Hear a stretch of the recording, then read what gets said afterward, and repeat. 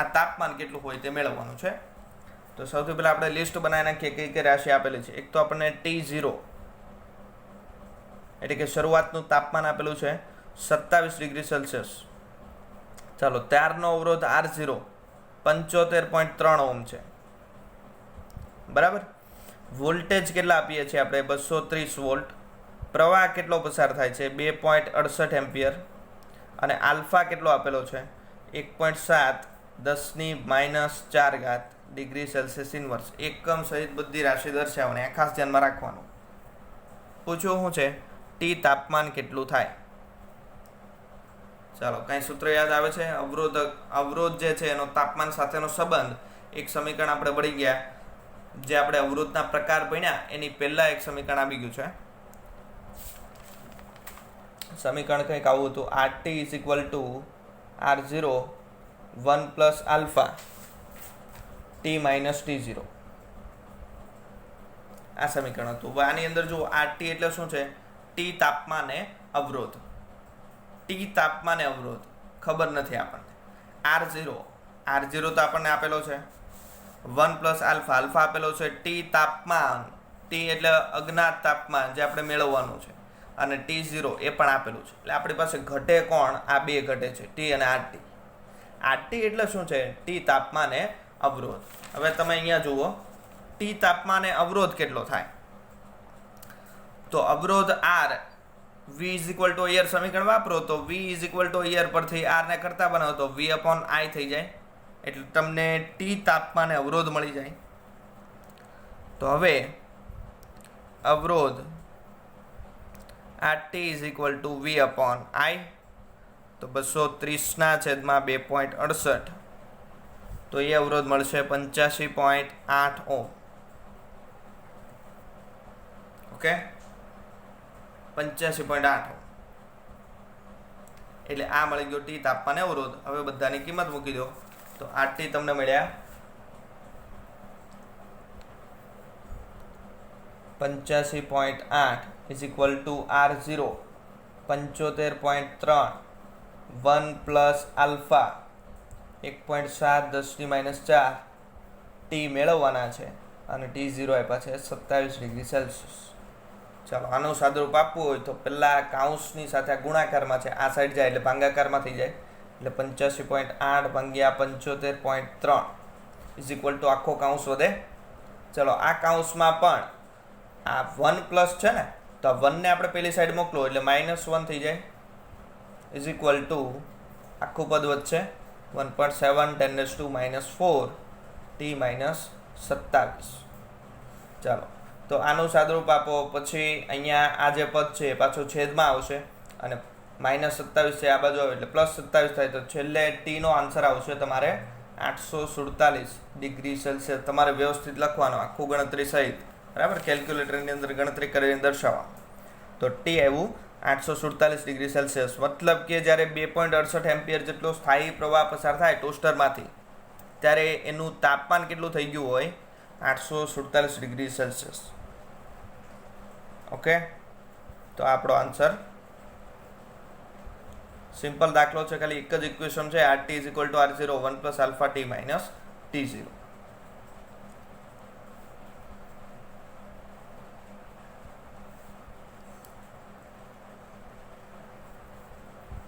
દાખલા નંબર 4, એની પછીનો દાખલો એ પણ આની જેવો જ છે એક્ઝેક્ટ. રકમ એ છે, બરફના તાપમાને પ્લેટિનમ અવરોધ ધરાવતા થર્મોમીટરમાં પ્લેટિનમ તારનો અવરોધ 5 ઓહ્મ છે. એટલે બરફનું તાપમાને એક થર્મોમીટર રાખેલું છે જેનો અવરોધ કેટલો છે? 5 ઓહ્મ. વરાળના તાપમાને તેનો અવરોધ થાય 5.23 ઓહ્મ. તો જ્યારે થર્મોમીટરને હોટ બાથની અંદર ડુબાડવામાં આવે ત્યારે એનો અવરોધ થાય 5.795 ઓહ્મ. તો હોટ બાથનું તાપમાન કેટલું થાય? 3 કન્ડિશન આપી છે. 0 ડિગ્રી સેલ્સિયસ તાપમાન હોય એટલે કે બરફનું તાપમાન, ત્યારે એનો અવરોધ છે 5 ઓહ્મ. 100 ડિગ્રી સેલ્સિયસ તાપમાન હોય એટલે કે વરાળનું તાપમાન, ત્યારે એનો અવરોધ છે 5.23 ઓહ્મ. તો તમને એવું પૂછ્યું છે કે જ્યારે થર્મોમીટરને હોટ બાથમાં રાખીએ, હોટ બાથનું તાપમાન કેટલું છે ખબર નથી, ત્યારે એનો અવરોધ થઈ જાય 5.795 ઓહ્મ. તો એ હોટ બાથનું તાપમાન કેટલું હોય. તો અહીંયા આપણે લિસ્ટ કરીએ. પહેલાં T0 0°C બરફની વાત કરીએ તો એના માટે અવરોધ R0 કેટલો આપ્યો છે? 5 ઓહ્મ. T 100°C એટલે કે વરાળની વાત કરીએ ત્યારે અવરોધ R = 5.23 ઓહ્મ. તો T ડેશ હોટ બાથનું તાપમાન કેટલું હોય કે જેથી અવરોધ R ડેશ થઈ જાય 5.795 ઓહ્મ. એક્ઝેક્ટલી આના જેવું જ દાખલો છે કે આટલા તાપમાને આટલો અવરોધ છે તો આટલા તાપમાને કેટલો થાય. અહીંયા ત્રિરાશિ મુકાશે નહીં ભાઈ, અહીંયા ઇક્વેશન છે બરાબર. તો સૌથી પહેલાં આપણે આ બે કન્ડિશન છે એને સરખાવી દઈએ. આ બે કન્ડિશનને આ સમીકરણની અંદર મૂકીએ. હમણાં ત્રીજી કન્ડિશન ભૂલી જાઓ. તો આ બે કન્ડિશનને તમે સમીકરણમાં મૂકો તો RT = R0 1 + alpha T - T0. Okay, ચાલો RT આ છે T તાપમાને અવરોધ RT છે કેટલો છે? 5.23 = R0 એટલે કે 5 1 + આલ્ફા ખબર નથી. T તાપમાન કેટલું છે? 100 - T0 તાપમાન 0. ચલો 5.23 ભાગ્યા 5 થઈ જશે.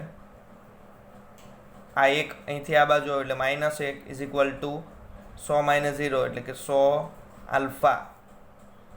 ચલો 5.23 ભાગ્યા 5 1.046 આવે. -1 એટલે 0.046 = 100 આલ્ફા. તો આલ્ફા = 100 અહીંયા છેદમાં જાય બરાબર. એટલે 0.046/100. 100 એટલે 10^2. 10^2 ઉપર આવે તો 10^-2 એટલે 0.046 × 10^-2. ચલો આને 4.6ના સ્વરૂપમાં ફેરવો તો 10^-4 ડિગ્રી સેલ્સિયસ ઇન્વર્સ. આ મળી ગયું આપણને આલ્ફા કે ભાઈ આલ્ફાનું આટલું મૂલ્ય હોય. આલ્ફા એટલે તાપમાન ગુણાંક. હવે આ જે આલ્ફા મેળવ્યો ને, હવે સમીકરણ પાછું આ યુઝ કરો. પણ હવે એક કન્ડિશન આ લેવાની અને એક કન્ડિશન આ બેમાંથી કોઈ પણ એક લેવાની. તો 0 વાળી લઈએ તો વધારે ગણતરીમાં સહેલું પડશે. તો આ પહેલી અને છેલ્લી આ બંને કન્ડિશન એક સાથે લઈએ બરાબર. તો સમીકરણ શું બનશે આપણી પાસે? RT dash = R0 1 + alpha T dash - T0. જોજો દર વખતે આ સમીકરણ નહીં આવે. આ સમીકરણ ક્યારે આવ્યું હતું? પહેલી બીજી કન્ડિશનમાં. અને હવે આ સમીકરણ આપણે નવું બનાવ્યું છે કોના માટે? પહેલી ત્રીજી કન્ડિશનમાં. RT ડેશ તમને આપેલો છે, આ RT ડેશ છે 5.795 R0 5 1 + આલ્ફા 4.6 10^-4 T ડેશ મેળવવાનું છે અને -T0 0 જેટલું છે બરાબર. તો અહીંયા પણ અગેન 5 છેદમાં આવશે એટલે 5.795 ભાગ્યા 5 1 પહેલી સાઈડ આવે એટલે -1 એટલે 0.159 = 4.6 10^-4 × T ડેશ.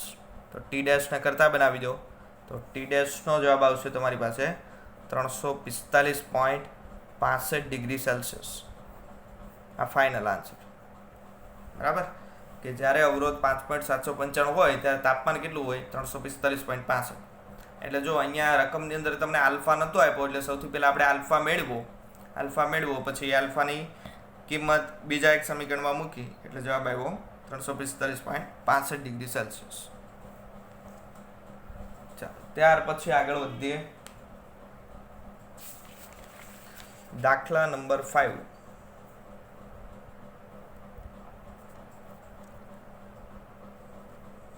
ચાલો ભાઈ દાખલા નંબર 5 શું કહે છે? એક તમને આકૃતિ આપી છે, એક સર્કિટ આપેલી છે.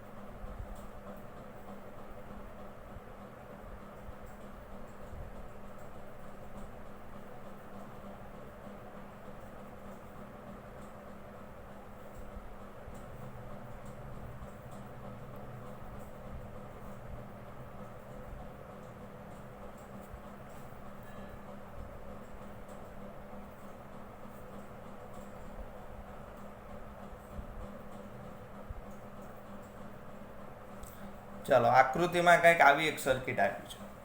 રકમ છે આકૃતિમાં દર્શાવ્યા મુજબ 1 ઓહ્મનો આંતરિક અવરોધ ધરાવતી 16 વોલ્ટની બેટરી. આ 16 વોલ્ટની બેટરી છે, એનો આંતરિક અવરોધ કેટલો છે? 1 ઓહ્મ. એટલે આંતરિક અવરોધને આપણે બેટરીની બહાર આવી રીતે ચોરસ બોક્સની અંદર દર્શાવવાનો. બરાબર, આ બાહ્ય અવરોધ નથી, બેટરીનો અંદરનો અવરોધ છે. કેટલો છે? 1 ઓહ્મ. એટલે આપણને V = મળી ગયા છે પેલા 16 વોલ્ટ અને સ્મોલ r આંતરિક અવરોધ છે 1 ઓહ્મ. અવરોધનું એક નેટવર્ક જોડ્યું છે આ બેટરી સાથે. આ એક આવું કંઈક અવરોધનું નેટવર્ક છે. 3 પ્રશ્ન પૂછ્યા છે. પહેલું, સમતુલ્ય અવરોધ કેટલો થાય? બે આ સર્કિટનો સમતુલ્ય અવરોધ કેટલો થાય? તો સમતુલ્ય અવરોધ વખતે આપણે પહેલા આટલો ભાગ તો કાઢી નાખવાનો, નીચેનો ભાગ છે કાઢી નાખવાનો. સમતુલ્ય અવરોધ આપણે કોની બે વચ્ચે મેળવવાનો? આ બે વચ્ચે, આ બે પોઈન્ટ વચ્ચે. બરાબર, સમતુલ્ય અવરોધની અંદર બેટરીનો અવરોધ કન્સિડર કરવાનો નથી. આ જે નેટવર્ક છે આટલું, એનો સમતુલ્ય અવરોધ કેટલો થાય, એટલે કે A અને D પોઈન્ટ વચ્ચેનો અવરોધ કેટલો થાય એ મેળવવાનો છે. હવે અહીંયા તમને બધાની કિંમત આપી દીધી છે કે R1 = R2 = 4 ohm, R3 = 1 ohm, R4 = 12 ohm અને R5 = 6 ઓહ્મ. ચાલો હવે આનો સમતુલ્ય કાઢવાનો છે. તો અહીંયા જો R1 R2 બંને કેવા થઈ જાય? સમાંતરમાં. બંનેના મૂલ્ય કેટલા છે? 4 4. તો આપણે એ વખતે કીધેલું સમાન મૂલ્યના અને એક સરખા અવરોધ હોય સમાંતરમાં તો સમતુલ્ય કેટલું થાય? કોઈ એક ભાગ્યા અડધું. એટલે 4 4 હોય તો એનો સમતુલ્ય 2 ઓહ્મ થશે. બરાબર, તો આ 2 નીકળી ગયા, એની જગ્યાએ શું આવી ગયું? 2 ઓહ્મનો એક જ અવરોધ. ચાલો પછી એની સાથે આ R3 કેવો થઈ જાય? શ્રેણીમાં. કેટલું મૂલ્ય છે એનું? 1. એટલે 2 + 1 એટલે 3. એટલે આખું નીકળી ગયું, એની જગ્યાએ શું આવશે? 3 ઓહ્મ. R4 અને 5 પાછા કેવા થઈ ગયા? સમાંતરમાં. બરાબર, R4 R5 સમાંતરમાં. સમાંતર માટે આપણે ઇક્વેશન કયું વાપરીએ? અંશમાં 2 નો ગુણાકાર છેદમાં 2 નો સરવાળો. એટલે 12 અને 6 નો ગુણાકાર 12 × 72 અને છેદમાં 12 ને 6 નો સરવાળો 18. એટલે 72 ભાગ્યા 18. 18 નો ઘડિયો બોલો ભાઈ, 72 ક્યાં આવે? ત્યાં સુધીનો જવાબ આવે. બરાબર, એટલે ઇન શોર્ટ આપણને ત્રણેયનો આન્સર મળી ગયો અને ત્રણેય કેવા થઈ ગયા? શ્રેણીમાં. એટલે જવાબ આપણને સામે છે. પણ આપણે એકદમ શોર્ટ ટ્રિક વાપરવાની નથી. બોર્ડની એક્ઝામ છે એટલે વ્યવસ્થિત બધું લખાણ સહિત દર્શાવવાનું રહેશે. તો અહીંયા A અને D વચ્ચેનો સમતુલ્ય અવરોધ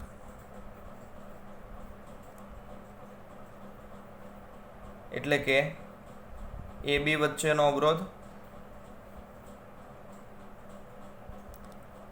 પ્લસ BC વચ્ચેનો અવરોધ અને પ્લસ CD વચ્ચેનો અવરોધ.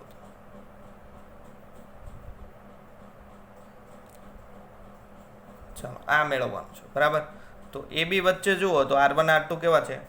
સમાંતરમાં છે. બરાબર, તો અહીં R1 ને R2 સમાંતરમાં છે તથા R4 ને R5 પણ કેવા છે? સમાંતરમાં.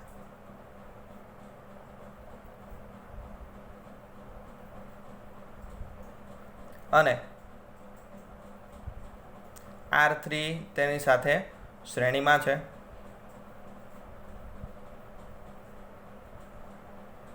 તો સમતુલ્ય અવરોધ R equivalent = ચાલો આ બેનો સમતુલ્ય કાઢો. બંને 4 4 છે, બંને સમાંતર છે. સમાંતર હોય એટલે શું કરવાનું? અંશમાં 2 નો ગુણાકાર છેદમાં 2 નો સરવાળો. એટલે કે 4 × 4 છેદમાં 4 + 4. આ શું મળ્યું આપણને? AB વચ્ચેનો અવરોધ વત્તા BC વચ્ચેનો અવરોધ. ભાઈ BC વચ્ચેનો અવરોધ R3 કેટલા આપ્યા છે? 1 ઓહ્મ. એટલે +1 વત્તા CD વચ્ચેનો અવરોધ એટલે આ 2. આ બંને પાછા સમાંતરમાં એટલે કે 12 × 6 છેદમાં 12 + 6. 2 1 4 7 ઓહ્મ.